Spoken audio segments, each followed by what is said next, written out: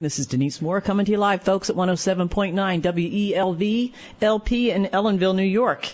And I am delighted to have two special guests. I have Sally Minnick and Bernie Sherdy from the current production at the Shadowland of Greetings. Hi, Denise. Good morning. Good morning, Sally. It's good to have you back here. I'm so excited that you're here because I saw the play Friday night and loved it. In fact, several people mentioned that it was their favorite of the season. So yes, they've said that to me too. It's nice, certainly nice to hear. Yeah, we've gotten great feedback from the audience members that we've talked to. Yeah. Good. Yes. It certainly is a special play. It has a message, I think, for everybody. It's not necessarily a Christmas play. It does deal with Christmas, of course, but why don't you tell everyone what it's about exactly? Well, it's definitely a family comedy drama. It's a lot of family relationship issues, but I think the final message is that we should keep our hearts open and love. That's right. Yeah. Despite our personalities. Bernie, you had quite a strong personality in the play as Phil. Yeah. I know people like you. I'm related to people like your character. think Archie and Edith Bunker and drop them in 1990 Pittsburgh. He's a very strict Roman Catholic. It's a classic. Son comes home to visit his folks at Christmas. Visit his mom and dad and his severely retarded brother, or to be more politically correct, severely mentally handicapped brother. Brings home his girlfriend, who happens to be a Jewish girl who is an atheist. Sorry, it's 7:00 in the morning. And the sparks fly.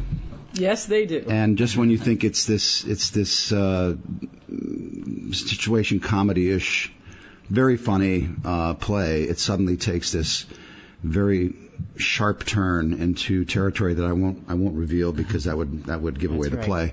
But it's just great, and it's a play with a big heart and a lot of laughs. It is. It's a feel-good play with a lot of laughs. Yeah. Very witty. Written by Tom Dudzik, we should say, and directed by Brendan Burke.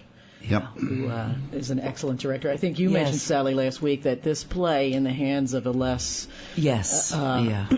experienced director could. Yes, it's a play that could flop easily if it weren't tightly directed and perceptively directed, and Brendan has that way. Yeah, Brendan has a great touch with comedy. I worked with him 4 years ago in the Seafair. Oh, you did? And so this is not your first time working with That's Brendan. right, yeah.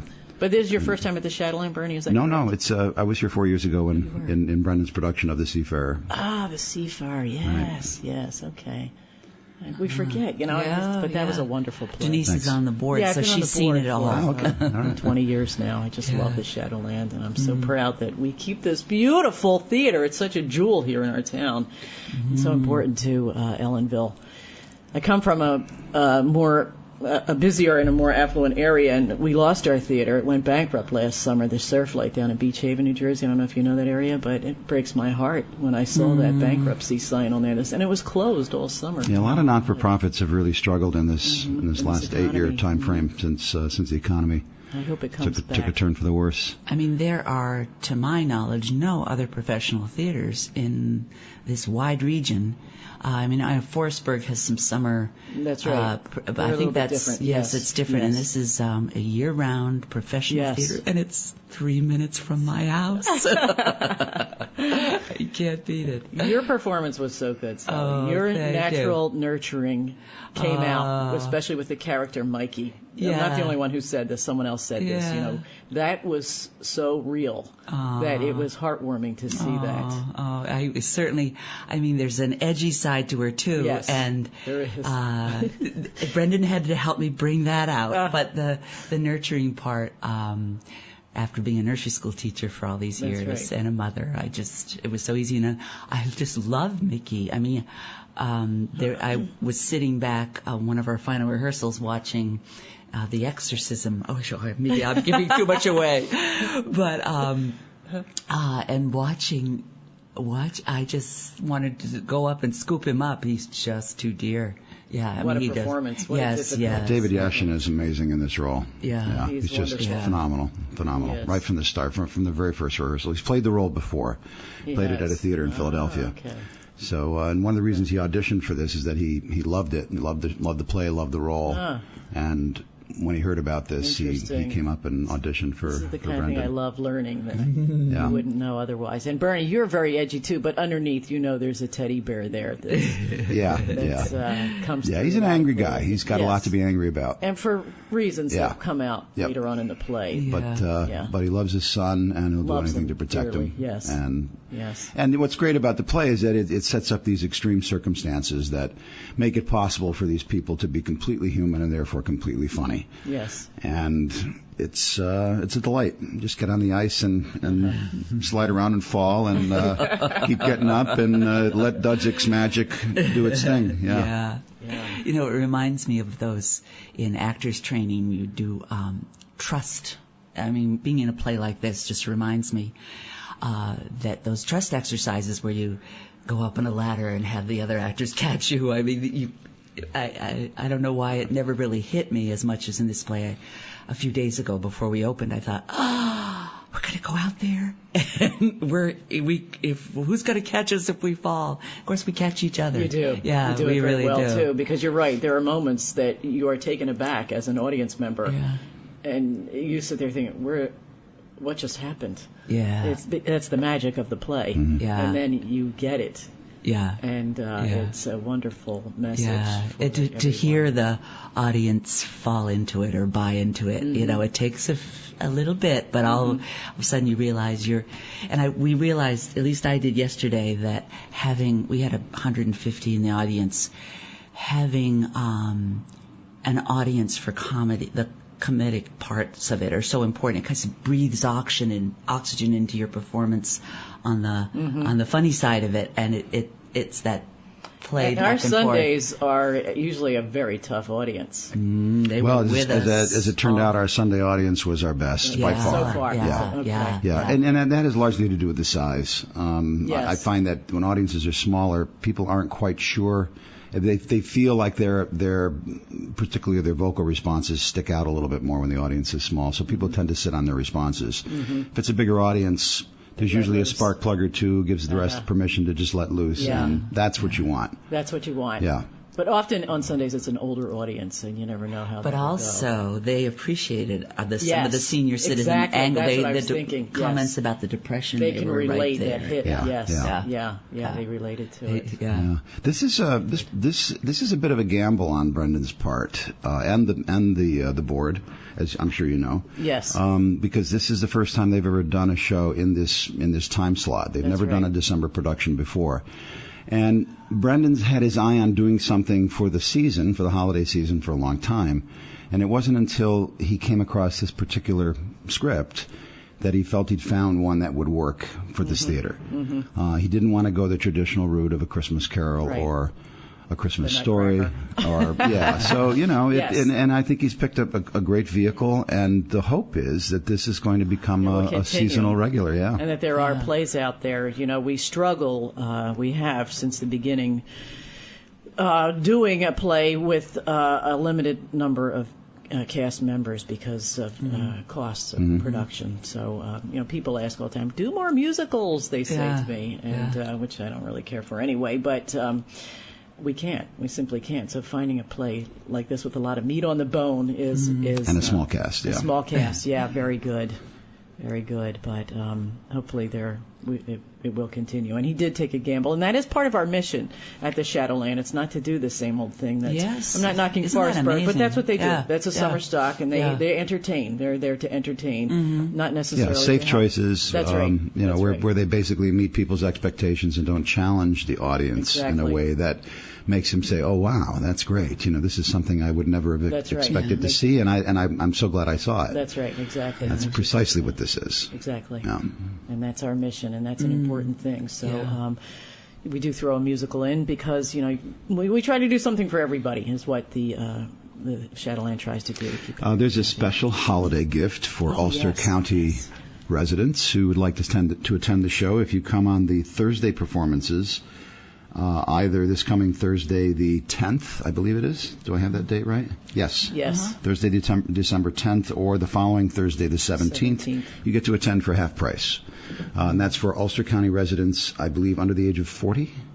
Oh, really? Really? Or is it? Well, I'm not sure. I'm just checking my crib sheet. Checking my crib sheet here. I don't want to give the wrong. Bring your ID. The best thing I can suggest to confirm whether or not I'm correct is to call the box office, and that's 845-647-5511. I'll repeat it. That's area code 845-647-5511.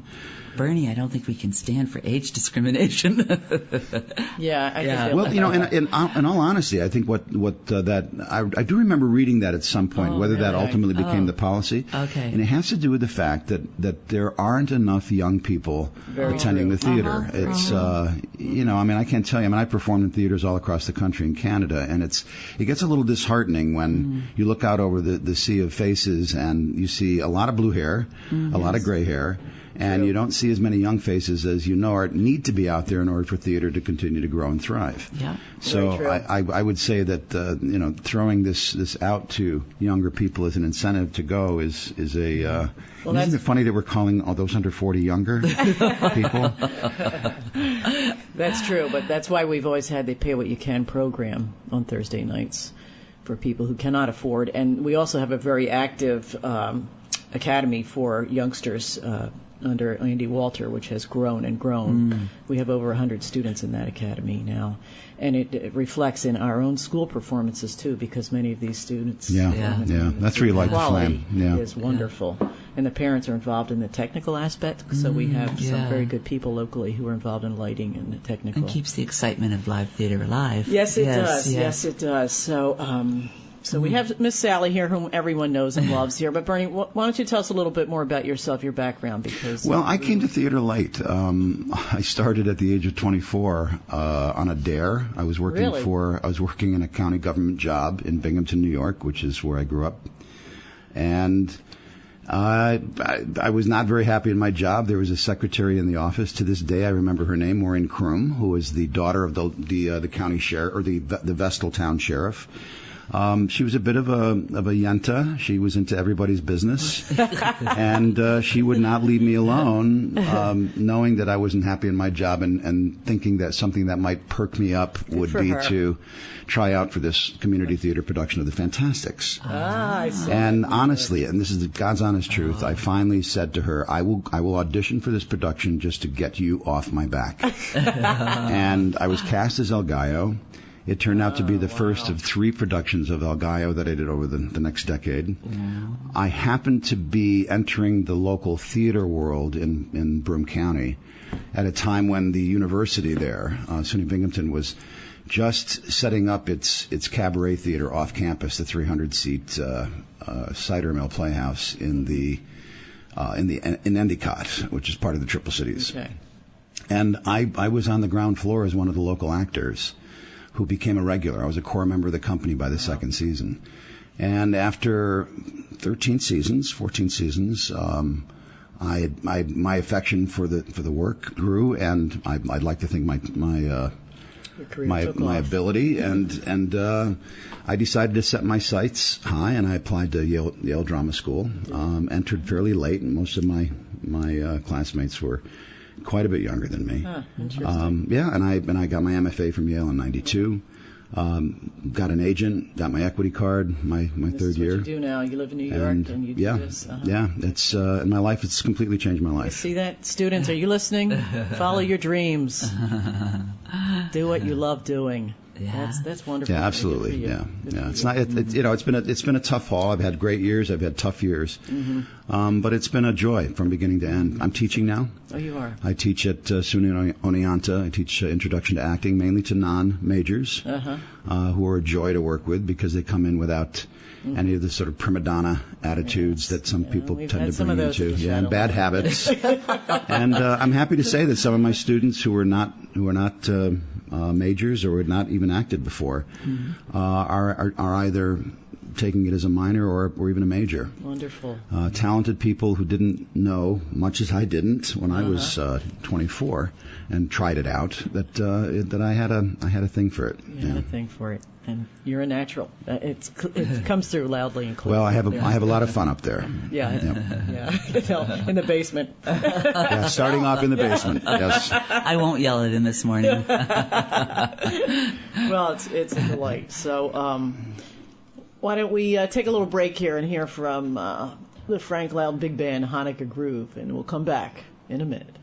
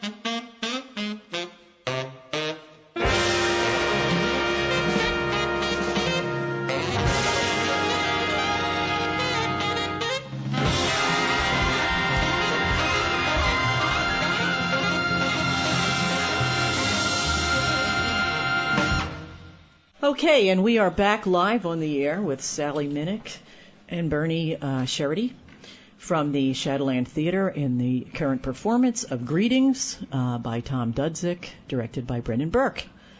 And we're having a discussion, and we want to emphasize the remaining performances. So, Bernie, if you could tell us again what the...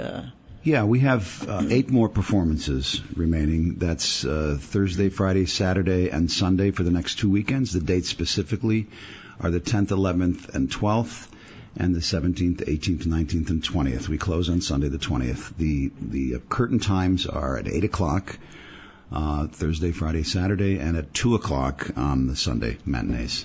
Okay, so it goes till the 21st, I think. 20th. The 20th. Okay. Closes on the 20th, right. Yes. Yeah. All right, yeah. Trying to keep it all straight. One of the things we were talking about during the break is just how amazing it is that you have this some terrific restaurants and within literally a 2-minute walk of the theater. That's right.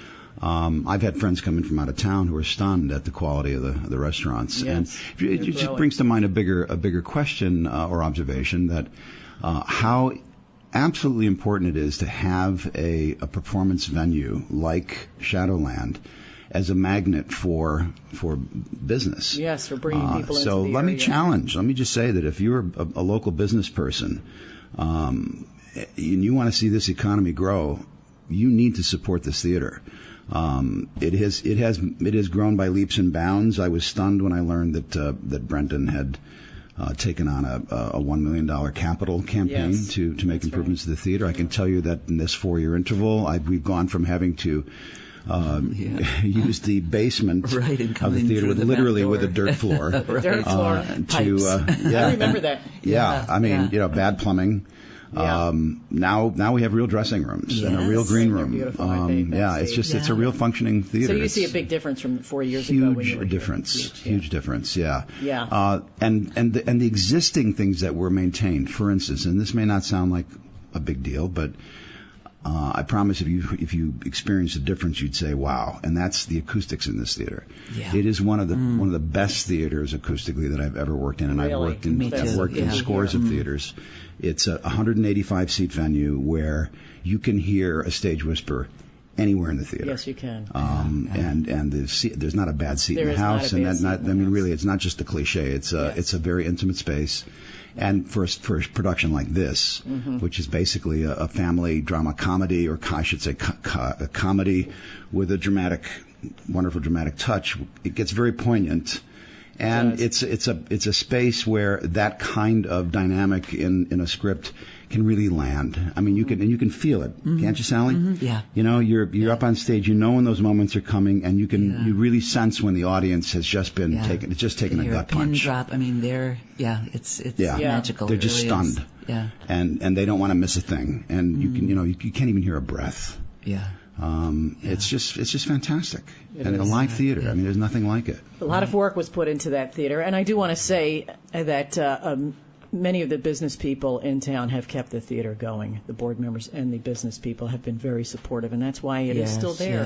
After 25 or 6 years, I think. It started back in the 80s with Ron Marquette. You remember Ron? Yes. And then Bill Lilbeck, who is in Binghamton now. I was up at his He's theater. actually in Shenango County in Greene. Yeah. Yes, in fact, I've done productions for Bill. We share productions with him. Right. We transfer the sets. I helped drive a truck back from Binghamton one night. That. Yes. Huh. For the Woody Guthrie one. Oh, okay. And the first one, I think, was the Ring of Fire we did with the Johnny Cash show. But anyhow, so he made the theater more intimate. It used to be a vaudeville stage, which was higher up. That was the style back then, where you would be above all the seats. But we made it smaller. We made the inner lobby space what it is, and improved, of course, the lighting and the set. Yeah. Lilbeck's got an amazing ability to take a theater at a much more nascent level of its development and kick it way up a notch or several. He certainly did here. And what he's done in Greene, it's a 99-seat space,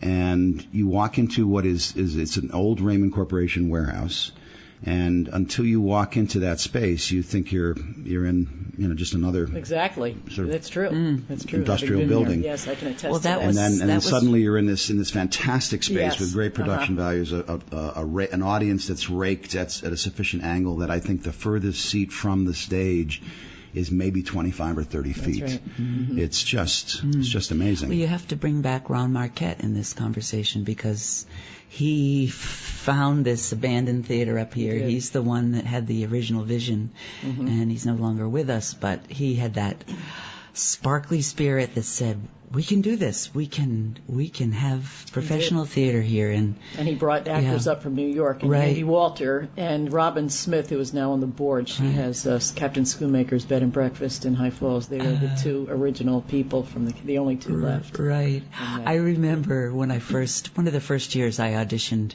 for Six Rooms Review, and he was only doing auditions in New York, so Miss Sally got gussied up, and I went to New York, and I said, hey, and I walked into the building where the auditions were. Hi, Miss Sally. I said, whoops, I guess I'm still Miss Sally, even in New York City. Well, that's a good thing. Yes. So let me ask you, Bernie, are you staying at the Elting House? I am. You are. Yeah.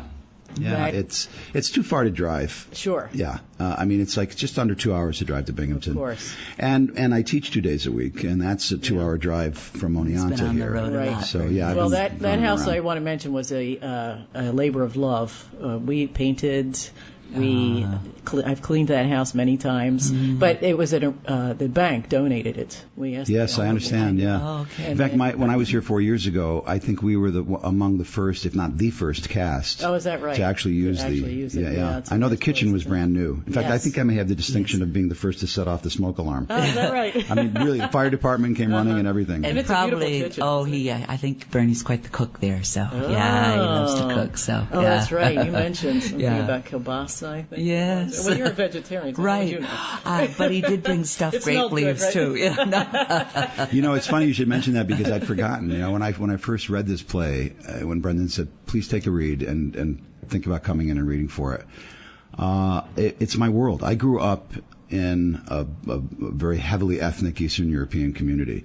I mean, it was literally called Polish Heaven, and my Really? character is Phil Gorski. He's a Polish Catholic ex-ball player living in Pittsburgh, and this is. I mean, it was in Binghamton, but I had a paper route of 70 customers, and I would say at least 60% of my customers' first language was not English. It was either Polish, Slovak, Ukrainian, Lithuanian, Russian. I mean, it was a very heavily Central and Eastern European neighborhood, and they called it Polish Heaven.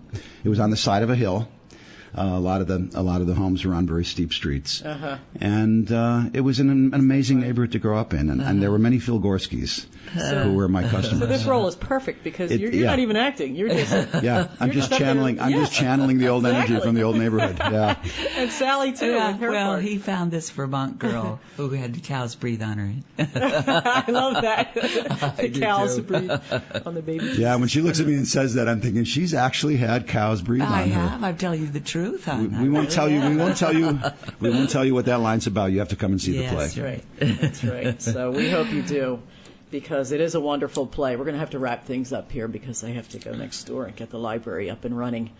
But I want to thank you for coming in, Bernie. It's been wonderful having you on here, and Thank you. Sally, of course, Okay. it's always a pleasure. And we're going to play this. I won't get to interview. Scrabble this week. I thought I would, but Well, yes. forgive you. We miss you, but we understand. We We play play Scrabble on Scrabble. Tuesday Yes. nights at the Is that right? library. Yes, yeah. So yeah. it's a lot of fun. Yeah. We have a nice group, but we'll see, I guess, after the play. Yeah, ends. maybe next week. We'll see. We'll see. Okay. But this week I'm tied up. You're tied up. Okay, and the play goes till the 20th of December. Correct. And again, let's mention the box office phone number one more time. It's area code 845-647-5511. And remember, Ulster County residents, half price. This Thursday, This correct? Thursday and the following. The Thursday the 10th and Thursday the 17th. That is a deal, folks. Half price Thursday nights. That's a good deal. So it's Thursday, Friday, Saturday night. No more Saturday matinees, correct? Correct. But the Sunday matinee is at 2. 2. All right, Correct. and there are 2 more of those. Total of 8 performances to go. 8 performances to go. Don't miss it, folks. You don't want to miss this